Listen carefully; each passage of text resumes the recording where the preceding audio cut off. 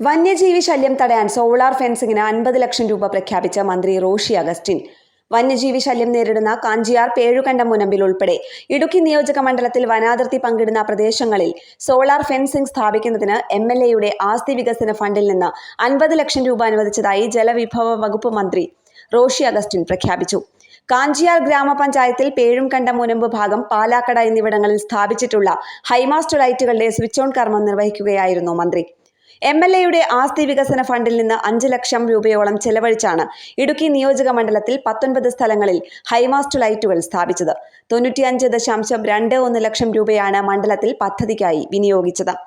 പേഴുംകണ്ടം, മുനമ്പിൽ ചേർന്ന യോഗത്തിൽ കാഞ്ചിയാർ ഗ്രാമപഞ്ചായത്ത് പ്രസിഡന്റ് സുരേഷ് കുഴിക്കാട്ട് അധ്യക്ഷത വഹിച്ചു. വൈസ് പ്രസിഡന്റ് വിജയകുമാരി ജയകുമാർ, ഗ്രാമപഞ്ചായത്ത് അംഗങ്ങളായ ബിജു കപ്പലുമാക്കൽ, തങ്കമണി സുരേന്ദ്രൻ, ബിന്ദു മധുക്കുട്ടൻ, വിവിധ രാഷ്ട്രീയ കക്ഷി നേതാക്കളായ MV Kurian, KP Saji, Jomon Podippara, CD Reji, Jijumon വരിയാത്ത് Karott എന്നിവർ പങ്കെടുത്തു. കേരള പ്രണാമം, ഇടുക്കി.